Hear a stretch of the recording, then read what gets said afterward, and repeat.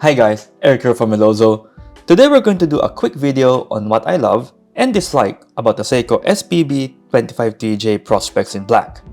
This model is part of the new black series in a limited edition. So let's start with what I love about the watch, the upgraded movement.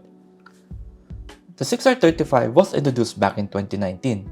It's upgraded from the 6R15 and features a few improvements such as a more considerable power reserve, 70 compared to 50.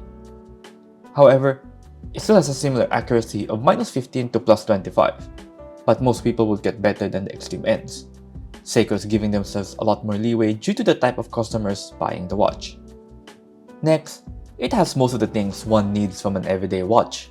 It has a 200-meter water resistance, which is more than enough for most users. That means you can even take it for a swim without worrying about water getting in. Seiko has also provided a rubber strap for those who expose their watches in more harsh environments. Next, there are also plenty of small little considerations that some will appreciate, such as choosing sapphire over hard legs, a 40.5mm diameter and a 20mm lug width. Experienced divers would also appreciate the orange accents and Lumibright dials, which provide better legibility. As far as I'm aware, orange is used for diving because it's one of the colors to retain its vibrancy at deeper levels, while other colors would already be washed out by then. Pair it with a contrasty black dial and ivory indices, it's a very decent watch for diving. Since the lugs are drilled, it makes easy to swap straps as well, so people who prefers more than the NATO strap and the rubber can purchase a leather strap for their diver as well, though a lot of people would not be happy with that combination. Next, the crown is also big enough that you can easily grab it and set the time. Some divers have a very small crown that it makes it very cumbersome to actually set the time. Overall, it's a great experience. There are only two things I dislike about the watch: alignment and pricing. Unfortunately, this model is not free from misalignment. For those unaware, Seiko is known for terrible QC, with some ending up with misaligned hand, dial, and chapter ring, sometimes all together.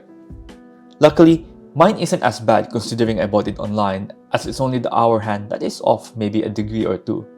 Nonetheless, you must visit the shop personally if you want a perfectly aligned Seiko. As with the price, Seiko is known to be excellent value for what you get. Not only is their introductory diver good value, but you can always get them at a very good discount. However, Seiko has been trying to improve its stance in the watch industry by releasing more top-tier watches with top pricing. Though you can still get a good discount, the MSRP for these limited edition models is too high.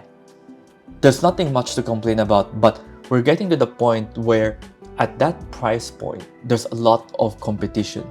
There is the Tissot PRX Powermatic 80, which is even cheaper at MSRP and can be had for very good discounts as well. There's also plenty of micro bands at that price point, which offers very similar or better value. Would I be able to recommend this to my friends? Personally, I wouldn't. There's just more or better value watches out there at a cheaper price point. At this MSRP with a misalignment, it's hard to actually recommend this as being a great watch. It's a good watch, but not great for other people. They wouldn't understand. That is what I'm trying to say. It's easier to recommend something like a Tissot PRX or a Gentleman, which features a Powermatic 80 movement, where if you're unaware, the Powermatic 80 features an 80 hours of power reserve and a better anti-magnetic resistance. It's sort of hard to recommend a Seiko and for them to understand what makes the Seiko expensive. So in that sense, recommend them something easy with probably easier warranty as well, given that it's Tissot, and I think they would enjoy it a lot more and give them a better experience than the Seiko. But that's just my 2 cents. Like always, like, subscribe, leave some comment below if you have any questions, let me know what you think of the watch as well, and I will see you in my next video.